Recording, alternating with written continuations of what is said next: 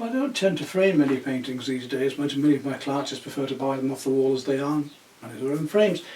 With some of the deeper canvases I don't even bother. But this time I'm just making up an inexpensive frame again. I have shown you before things like this, but I thought some of you might like to see again how to create your own frames, as I say, quite reasonably priced. In this case I've got a problem painting, it's this one, and the actual frame has twisted. I don't know that you can see that there, but you can see that it's twisted from this way going downwards. And it's been in the gallery once, and the gallery rather strangely said, well, we don't want that because it will twist the frame if we put one on later. Well, actually they are so light and so easily bent that any decent frame will straighten the painting out straight away, which we're about to see, because I've made up a frame and I'm going to show you how that will work inside it and show you how the frame was created. For an oil painting like this, or an acrylic like this, we want a good 3 inches of frame at least, 3 to 4 inch frame. Small 1.5 to 2 inch frames for watercolours, yes, because you've got a bigger mount, or in French, Marie-Louise. Here we have a cadre, a frame, a nice wooden blank frame, which I'm going to hand paint and tint and show you how we can do that as well. So we'll run through it from beginning to end. The gallery were totally wrong that we're doing this. They just wanted to get framing out of it and wanted me to replace the canvas and so on, and all sorts of rubbish things. They didn't know what they were doing, they weren't artists, they just did picture framing really. Hardly any room to put the painting up. So, incorrect information. A good frame will hold a painting straight anyway. It won't twist the frame, as long as it's not a really heavy duty twisted canvas frame itself. Anyway, going on from that, let's see what we're going to do. I'm going to use 2 pieces of wood to make the framing up, and what we're going to end up with is a nice section like this. You can see there, look, that lovely moulding section, and the painting is going to slot into this rebate here. We're going to make the rebate by laying one piece of wood over the other. We end up with a nice joint like that. You can see how that will work by looking at that. So the painting will slot into this, and we'll have some special fitting to show you to do that. We've got a nice moulded surface just by using architraving or even banister railing, and then an ordinary piece of battening at the back just glued on. I want to show you what we're going to end up with. We'll end up with a length of framing like this. This piece is about 8 foot long, and you can see here how the 2 pieces of wood have been joined together. There's the battening at the back, and there's the architraving on that side. So we end up with a moulding across like that, and makes us a nice length which we can then mitre off. Let's put that one back again, use later. Let's get some more of that made up later on. Just ordinary PVA woodworking glue to glue them together, nothing fancy for that. And we finish up with a nice frame like this. And that's just been made. Now I've put the fittings on the back, the clips on the back, and the D-rings as well. Now these fittings, I buy them especially. The D-rings are these. You can see how they work. Just 2 screw holes, and they're flat one way and slightly tilted the other. That's to hold the string. And these clips, which are very, very useful, which you can get off eBay or from framing suppliers, and they will be screwed on like that on here. You can see here they lift up to come over the canvas slots into here, and they hold the canvas in. So this is for oil paintings on board or on canvases into a straight frame. Closely at those, here we are, there's one of those same clips on there. It'll just simply lift round and twist on to hold the canvas into here like this. And there's the D-ring already put on, ready to put the string on later. It goes out of the way, folded back for when the canvas goes into there. So very simple way of fitting your canvases, and it means you can have a multitude of frames. If you stick to standard size canvases, say 24-30 as I tend to do, you can make frames that will easily be interchangeable between different paintings. So let's run through this quickly again. We take the 2 pieces of moulding, the moulding of the top there, the architraving, a piece of battening. In this case the battening is 2 inches across by ½ an inch deep, and that leaves me approximately a ½ inch rebate. You can have left, you can have less if you want, and I've got a little bit of overhang there to make a nice moulded side to the frame, nice moulded side of the frame that way as well as that way. So we've got the rebate here and then the back of the frame there, and it makes a nice, obviously a nice mitre as well. You can see how that's going to go. And we simply glue these together. You can clamp them together, you can temporarily put some panel pins in every foot or so to hold it together whilst it's gluing, and that will be adequate. Next day take the panel pins out, and you can then start to cut these to the lengths you require. This is the ordinary moulding for the top. You can see how that's been glued onto the back there, look. This moulding is a 2 3/4 moulding, so about 3 inches, and that's nice and adequate for quite a large painting. But we do want a larger moulding or large moulding on an oil painting or an acrylic, not a thin one. So once your moulding's been glued together, all we have to do, quite literally, is to cut the mitre. And that's just a matter of cutting one mitre straight away. And once you've cut one mitre, then you can measure from that. Now in this case the mitre wants to be this way round, so I'm going to turn it that way. I can start here at the beginning of the moulding and cut through. Very basic, simple stuff. There we have it, the 2 pieces off. There's my mitre joint, the painting's going to go into that piece there. Once you cut one joint, then you can measure from that in here to where the painting fits down to the next joint. When you've cut 2 pieces, a side and a top, then obviously the other 2, if those first 2 are correct, have to be the same, exactly the same. So you end up with your 4 pieces for the moulding. I don't have a mitre holder here. What I've done is, because I've got a recess here, I've drilled through the corners, you can see here and here, and just put a couple of small nails right the way through as I've glued it to hold it in place. Glue this well together, the whole frame's fixed up, and then when it's all done you end up with a lovely frame like that, which your picture will then happily just slot into. Let's have a look at that now, and we'll see how well this picture goes into there, even in an ordinary wooden frame like this. The painting just slots into there, plenty of room for it, and then I can lift these across onto here to hold the painting in. Simple as that. So even just with 2 of these clips put across, you can see how this is going to work.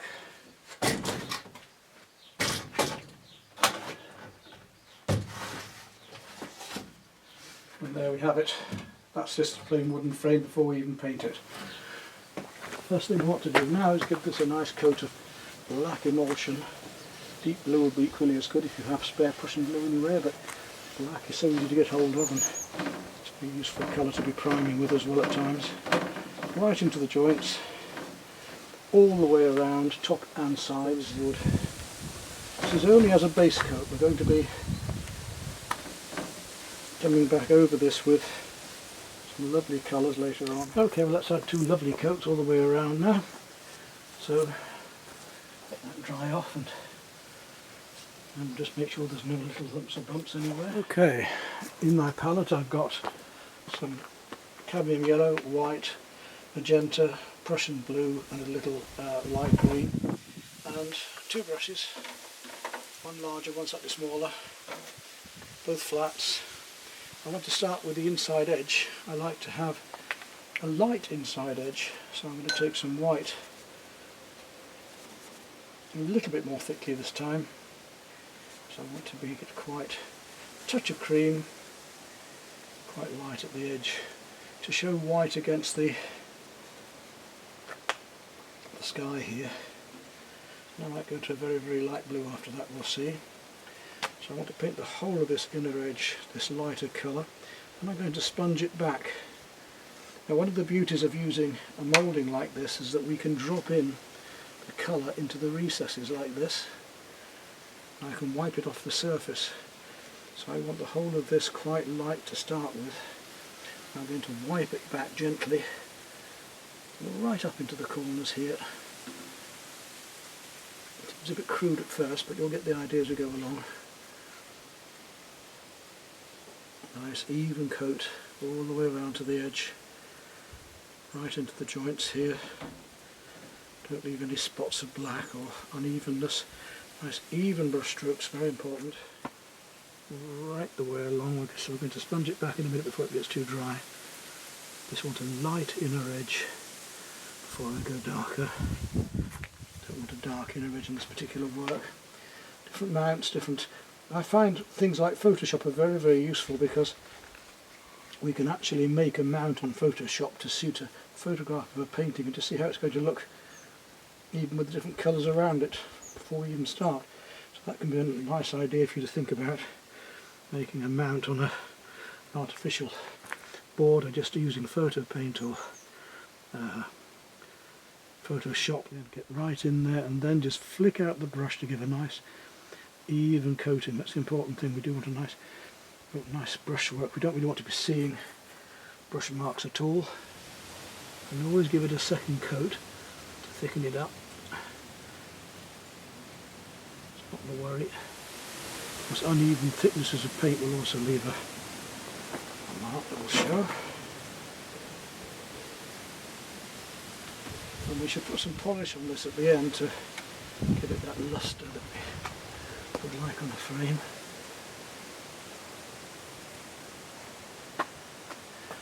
Right, now I'm going to need to get my sponge in a minute. What I want to do first of all is, because it's drying so fast today, it's not easy.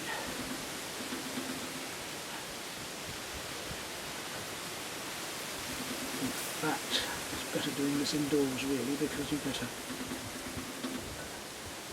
slower dry and therefore more control over the, very quickly indeed. And you have much more time. Now looking at the colours in the painting that I want to actually enhance or bring out, so I'm going to go to a light blue next. A little bit of the Prussian blue, plenty of it, and a thin mix this time. I'm going to come all the way down and across this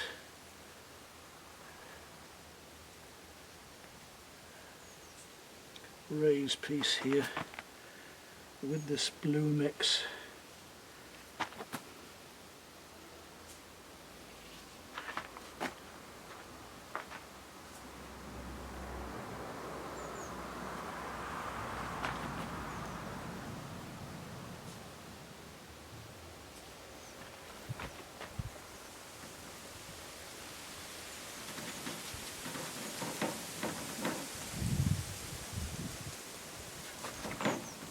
Saying plenty of water in it to let it blend down and in.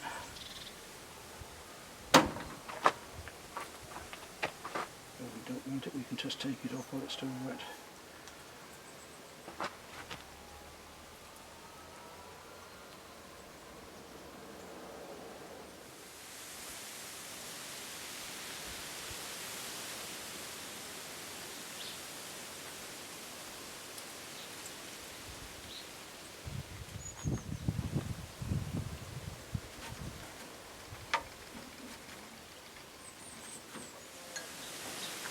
Very carefully just start to blend.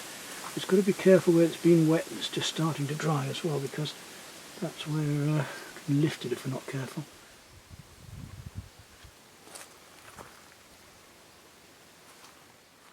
Don't want to be seeing brush marks or changes in colour too much, just slight texturing of the wood showing through here, not too much. Okay, I'm going to mix some pink into that now, and one nice edge of the brush swoop, like that, just blending it along.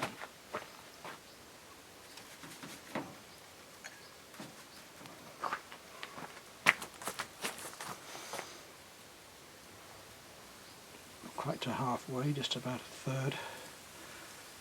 Just blending it round carefully.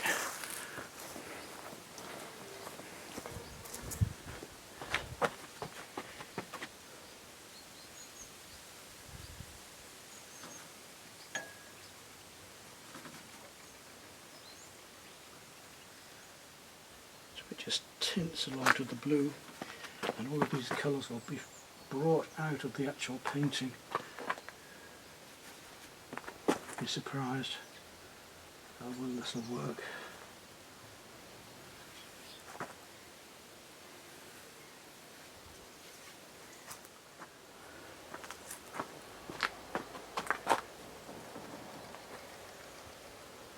There we go. I want to go to a deeper green to bring out the greens in the painting, so I'm going to use it quite thinly over the black. Take some of my green and Prussian blue, to make a nice green glaze over the whole of this. Blue-green glaze, plenty of it.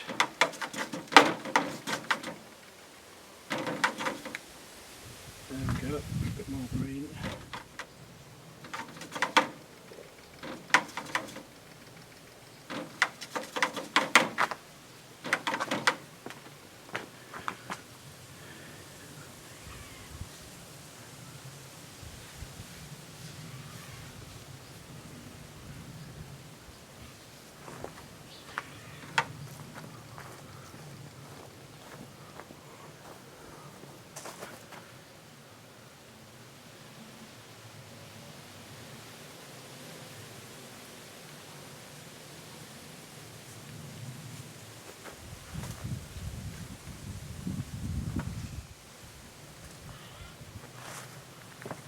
You see how transparently it's going on.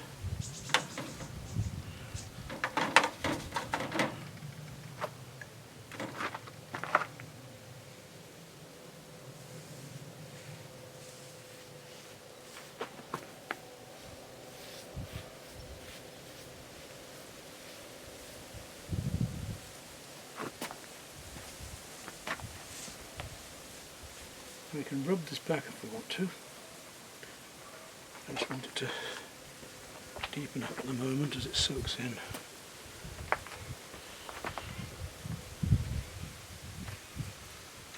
Now as that's doing that, I'm going to take some of that green out of a very thin glaze and bring it right across these colours here, right over there.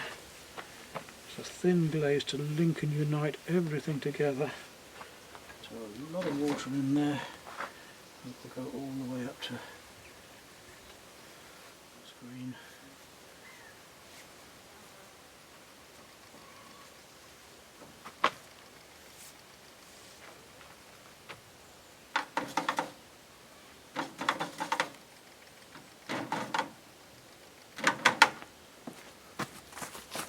There's a colour wash right the way over the top of this.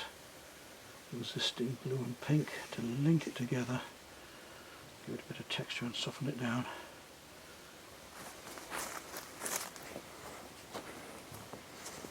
Watercolour glazing techniques, I guess.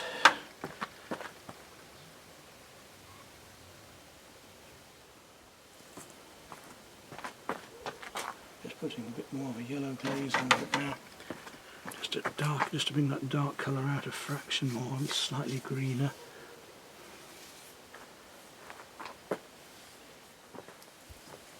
Right, we'll let that dry and we'll try that out. Okay, I'd like to have a bit more gold around the outer edge here, so I've just got a sponge out and I'm going to try a bit of texturing around here in a moment. But first of all, let's just see what the painting looks like. There we are, actually that looks quite nice. And do we actually want to do texturing? I think it might be rather fun just to show you anyway, because it should add a little bit to bringing the golds out in the painting. Let's just try some of that, take the painting out. So I've got a nice golden orange mix going now. Let's hope it's not too strong. I don't want it too thick either. We'll just take it down a little bit. And now do I want a big texture or a small texture? I think we'll have a fairly small texture to start with. I sponge through it and we'll just test it. Yes, that's quite interesting. We'll just bring that across there. And there carefully. I don't want to have to mix the colour again either, so let's get on quick.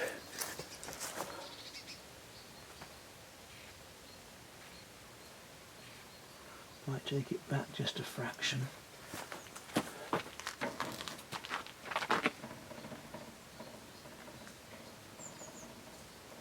And this should bring out the warmth in the painting a bit. I'm trying to bring out the colours in the painting itself, the oranges and so on. Just a little, so that's going to sink back.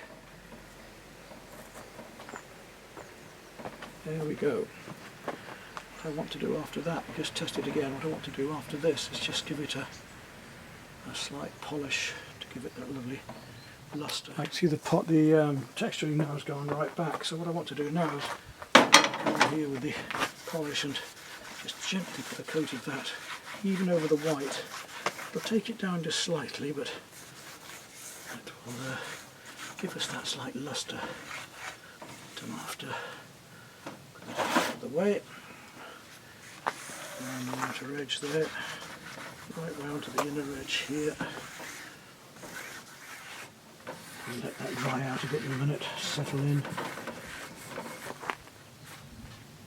Gives it a lovely finish this way. Clear polish, clear antique waxed beeswax furniture polish. So add over this texture. There we go. So let that dry down a bit and come back and rub it back. That should give us a lovely frame. Right, let's get rid of all the excess now. Put the polish up.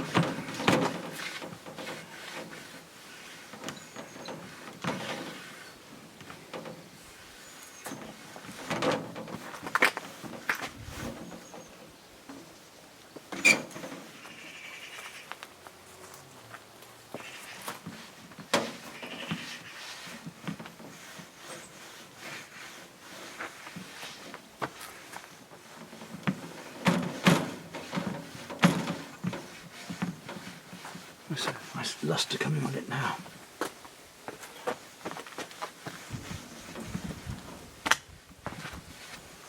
Polishing cloth just slides across with that.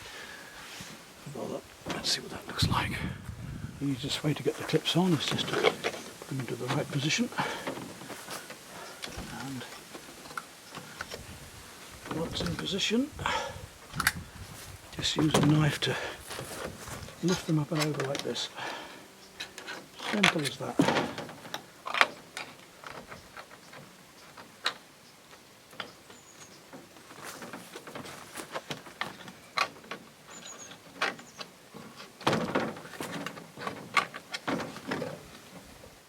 This canvas has already got a string on the back of it, so I didn't actually have to put those on.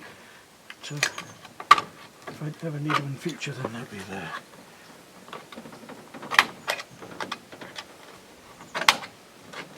That's it, ready to move. There we are, one frame now reflecting the colours inside the actual painting. Quite inexpensively made and simply made, and hopefully enhancing and keeping the frame, the canvas flat now as well, with it twisted before. Well, there we are then, a quick demo on how to make an inexpensive frame out of a piece of architraving and battling.